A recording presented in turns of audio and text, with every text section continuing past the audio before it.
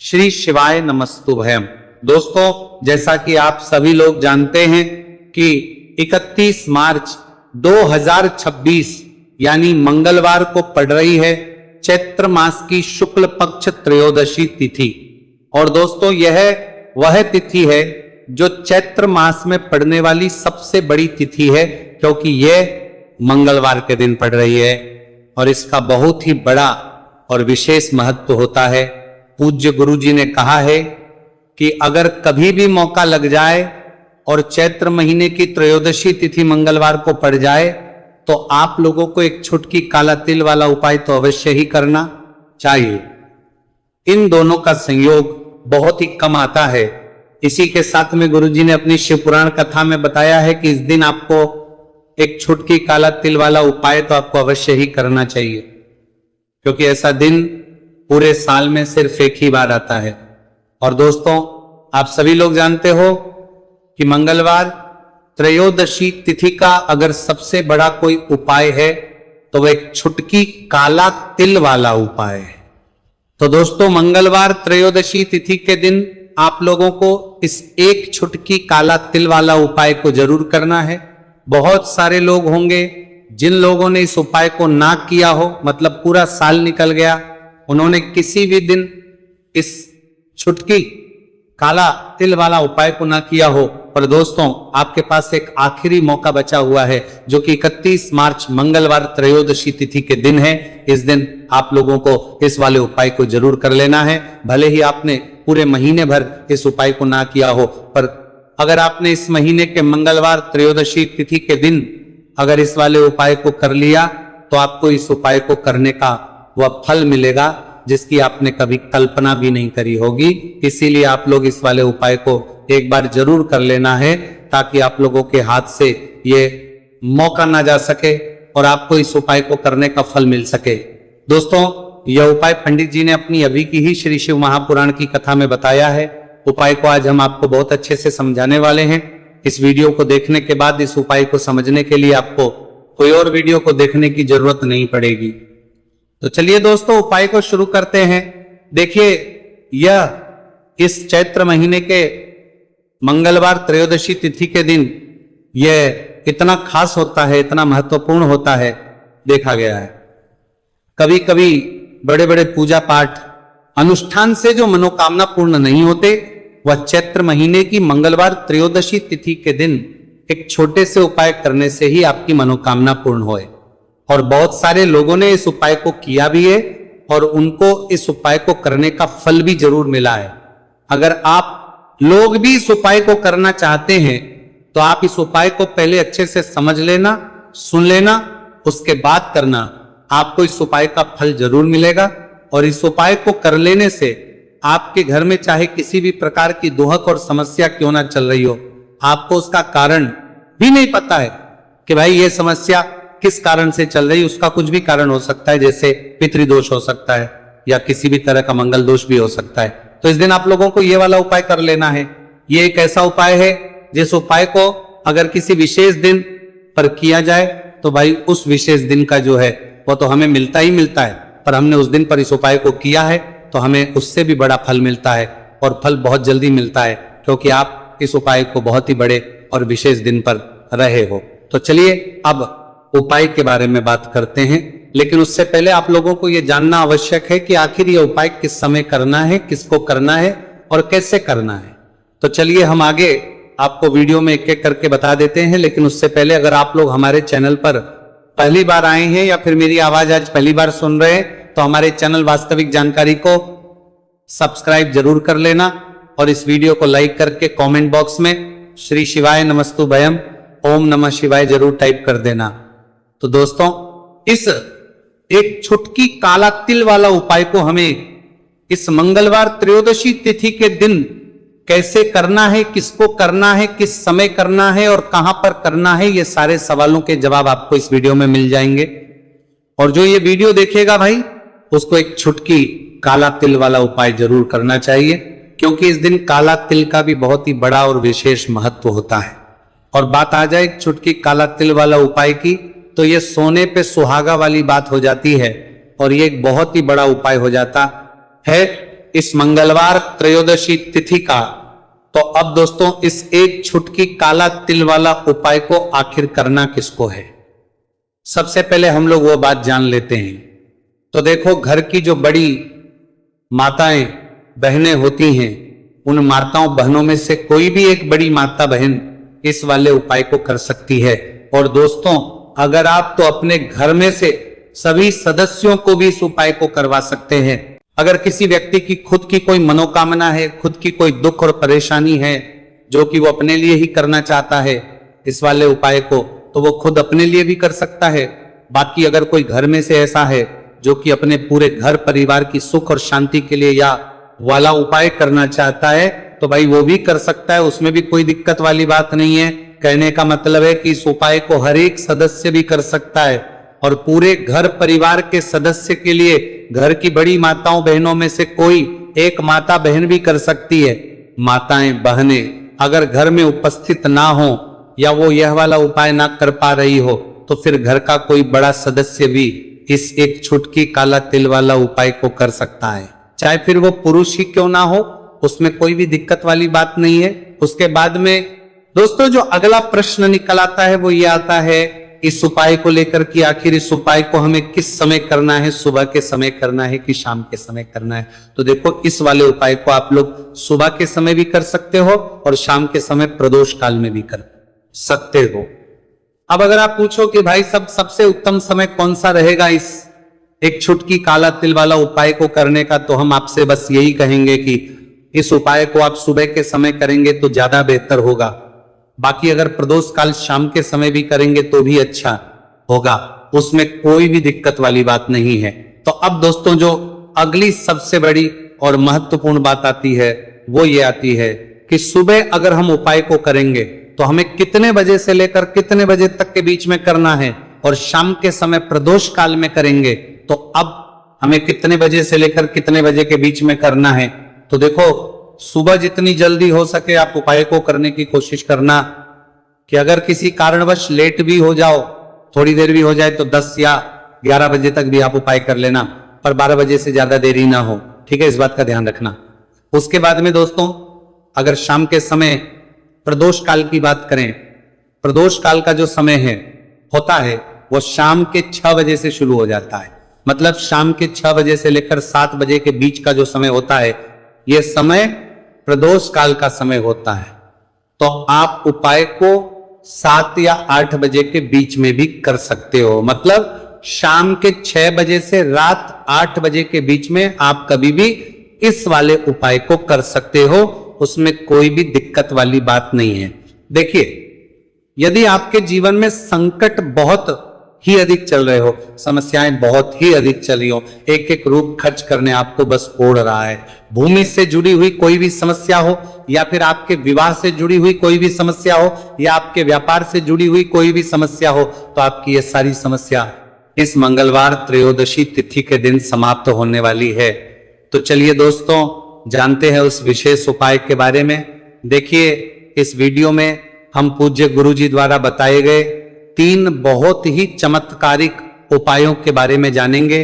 देखिए, ये जो उपाय है आपके जीवन से दुर्भाग्य का तो अंत करेंगे ही, साथ ही साथ यदि आपके जीवन में धन की समस्या चल रही है तो वह सभी भी आपकी समाप्त हो जाएंगी। देखिए, गुरुजी ने बताया है कि जब भी मंगलवार त्रयोदशी तिथि का दिन पड़े तो हमें कर्ज मुक्ति के लिए कुछ उपाय करने चाहिए। इसी के साथ हमें धन प्राप्ति, भूमि से जुड़े कार्यों और विवाह के लिए भी उपाय करने चाहिए। तो चलिए दोस्तों, जानते हैं गुरुजी द्वारा बताए गए सबसे पहले उपाय के बारे में। देखिए, यह उपाय विशेषकर उन लोगों को करना है जिनकी भूमि से जुड़ी कोई भी समस्या चल रही हो, यानी कि उनकी भी जमीन से जुड़ी हुई समस्या चल रही है। यानी कि जो लोग मकान खरीदना चाहते हैं, या फिर उनका खेत से जुड़ा कोई भी केस चल रहा है, या फिर जिनके भी विवाह में विलंब हो रहा है, या फिर जिन भी लोगों के जीवन में कर्ज बहुत ही अधिक बढ़ने लगा है, कर्ज जो है वह चुका नहीं पा रहे हैं, तो गुरुजी ने कहा है कि ऐसे लोगों को यह उपाय करना चाहिए। देखिए, इस उपाय के लिए आपको थोड़े से काले तिल ले लेने हैं। देख, आपको मात्र 1 चुटकी काले तिल ले लेने हैं। इसी के साथ में आपको थोड़ा सा शहद ले लेना है, फिर सबसे अंत में आपको एक लोटा शुद्ध जल ले लेना है। तांबे के पात्र के अंदर आपको अपने घर से शुद्ध जल ले लेना है और इन सभी सामग्रियों को आपको लेकर के पहुंच जाना है। भगवान शिव के मंदिर में देखिए, पूज्य गुरु जी ने बताया है कि इस उपाय को आप सुबह से लेकर के शाम तक किसी भी समय में कर सकते हैं। देखिए, मंदिर पहुंचने के आप जो काले तिल लेकर के गए थे उनमें आपको थोड़ा सा शहद लगा लेना है।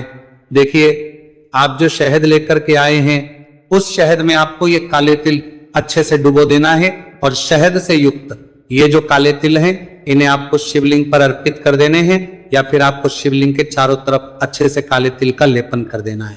पूज्य गुरु जी ने बताया है कि लेपन करते समय यदि आपके जीवन में कर्ज से जुड़ी समस्याएं चल रही हैं, लेपन करते समय आपको आर्यन मुक्तेश्वर महादेव का स्मरण करना है, या फिर आपके जीवन में विवाह से संबंधित या फिर जमीन से संबंधित कोई भी समस्या चल रही है तो फिर आपको मंगलेश्वर महादेव का स्मरण करना है।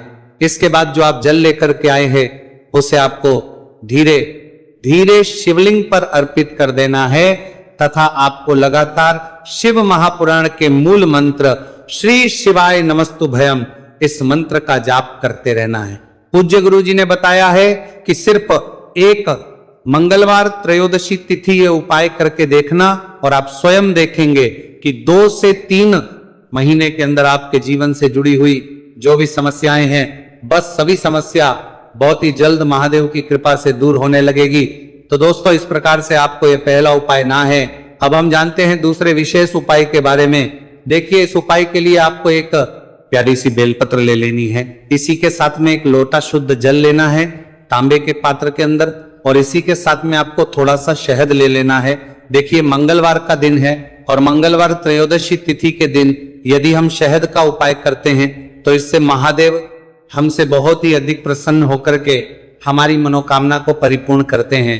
देखिए दोस्तों, यदि आपको बेलपत्र नहीं मिल पाती है तो आप भगवान शिव के शिवलिंग पर जो बेलपत्र छड़ी हुई होती है उसे शुद्ध जल से धोकर के उसका उपयोग कर सकते हैं। तो इन सभी सामग्रियों को आपको भगवान शिव के मंदिर में लेकर के पहुंच जाना है। गुरुजी ने कहा है कि इस उपाय को भी आप सुबह से लेकर के शाम तक किसी भी समय में कर सकते हैं। देखिए, मंदिर पहुंचने के बाद आपके पास जो एक बेलपत्र है और बेलपत्र की जो सबसे बड़ी वाली पत्ती होती है और उसकी जो चिकनी साइड होती है उस पर आपको अच्छे से शहद का लेपन कर देना है। यानी कि बेलपत्र की बड़ी वाली पत्ती पर, पूरी ही पत्ती पर अच्छे से शहद कर देना है, लगा देना है। अब देखिए, ये जो बेलपत्र है इसे आपको अपने सीधे हाथ की हथेली पर रखना है और आपके जो भी कार्य अटक रहे हैं। देखिए, बहुत से लोग ऐसे होते हैं जो अपने नौकरी को प्राप्त करने के लिए सालों से तैयारी करते हैं लेकिन उनको नौकरी नहीं प्राप्त हो पाती है। बहुत से ऐसे लोग होते हैं जो बहुत ही मेहनत करते हैं, धन भक्ति के लिए बहुत अधिक प्रयास करते हैं लेकिन फिर भी उनको धन प्राप्त नहीं हो पाता है। तो गुरुजी ने बताया है कि जब भी आपको अपने कार्यों में सफलता ना मिले तो फिर आपको मंगलवार के दिन इस उपाय को अवश्य करना चाहिए। देखिए, अब आपको जिस भी कार्य में सफलता प्राप्ति करनी है उस कार्य को सफल बनाने के लिए आपको महादेव से प्रार्थना कर लेनी है और फिर ये जो एक बेलपत्र है इसे आपको भगवान शिव के शिवलिंग पर अर्पित कर देनी है। देखिए, बेलपत्र की चिकनी साइड जिस पर आपने शहद लगाए हैं वो शिवलिंग से स्पर्श रहेगी और इसकी जो डंडी है वो आपको जलाधारी की ओर रखनी है। इस प्रकार से आपको ये बेलपत्र अर्पित कर देनी है। अब देखिए, आप जो एक लोटा जल लेकर के आए हैं उसे आपको भगवान शिव के शिवलिंग पर धीरे धीरे अर्पित कर देना है। श्री शिवाय नमस्तुभयम इस मंत्र का जाप करते हुए देखिए, जैसे ही यह जल शिवलिंग से होकर के जलाधारी की ओर बह करके आएगा तो इसे आपको थोड़ा सा अपने सीधे हाथ की हथेली में झेल लेना है। इस जल को आपको अपनी दोनों आंखों पर लगा लेना है और इस जल का थोड़ा सा छिड़काव आपको अपने शरीर पर कर लेना है। पूज्य गुरु जी ने बताया है कि जब भी हम मंगलवार के दिन शहद वाली बेलपत्र शिवलिंग पर अर्पित करते हैं तो इससे हमें महादेव हर कार्य में सफलता प्राप्त करवाते हैं। यदि हमें अपनी मेहनत करने के बावजूद भी पर्याप्त मात्रा में सफलता नहीं मिल पा रही है तो गुरुजी ने कहा है कि आपको मंगलवार त्रयोदशी तिथि के दिन यह चमत्कारिक उपाय अवश्य ही कर लेना है। अब दोस्तों हम जान लेते हैं गुरुजी द्वारा बताए गए तीसरे विशेष उपाय के बारे में। देखिए, इस उपाय के लिए भी आपको मात्र एक लोटा शुद्ध जल ले लेना है तांबे के पात्र के अंदर। फिर इसी के साथ में आपको एक प्यारी सी बेलपत्र ले लेनी है। बेलपत्र आपको ध्यान रखना है कि कैसे भी कटी हुई खंडित नहीं होनी चाहिए। अब देखिए, मात्र 2 सामग्री लेकर के आपको भगवान शिव के मंदिर में पहुंच जाना है। पूज्य गुरुजी ने बताया है कि यह उपाय विशेषकर उन लोगों को करना है जिनकी कोई भी विशेष मनोकामनाएं जो कई दिनों से परिपूर्ण नहीं हो पा रही है, चाहे वह विवाह से संबंधित हो, नौकरी से संबंधित हो, व्यापार से संबंधित हो, चाहे किसी भी प्रकार की मनोकामना है जो परिपूर्ण नहीं हो पा रही है, तो उसके लिए आपको यह उपाय करना है। देखिए, इस उपाय को भी आप सुबह से कि शाम तक किसी भी समय में कर सकते हैं। देखिए, मंदिर पहुंचने के बाद सबसे पहले तो आप बेलपत्र लेकर के आए हैं, उसे आपको अपने सीधे हाथ की हथेली पर रखना है और आपको महादेव से प्रार्थना करनी है कि हे मेरे महादेव, मेरी ये जो मनोकामनाएं बहुत दिनों से अधूरी हैं, मैंने कई प्रकार के उपाय कर लिए हैं, कई प्रकार के व्रत कर लिए हैं, लेकिन अभी तक मेरी मनोकामना परिपूर्ण नहीं हो पाई है, तो उस मनोकामना को परिपूर्ण करने के लिए प्रार्थना करनी है। और ये एक बेलपत्र आपको शिवलिंग पर अर्पित कर देनी है। देखिए, बेलपत्र की जो चिकनी साइड है वह शिवलिंग से स्पर्श रहेगी और इसकी जो है वो आपको जलाधारी की ओर रखनी है। इस प्रकार से आपको यह बेलपत्र अर्पित कर देनी है। इसी प्रकार से आपको यह बेलपत्र अर्पित करनी है। अब देखिए, आप जो एक लोटा शुद्ध जल लेकर के आए हैं, इसे आपको धीरे धीरे शिवलिंग पर अर्पित कर देना है इस मंत्र का जाप करते हुए। देखिए, जल अर्पित करते हुए आपको कम से कम 11 बार श्री शिवाय नमस्तु भयम या फिर ओम नमः शिवाय इस मंत्र का जाप कर लेना है।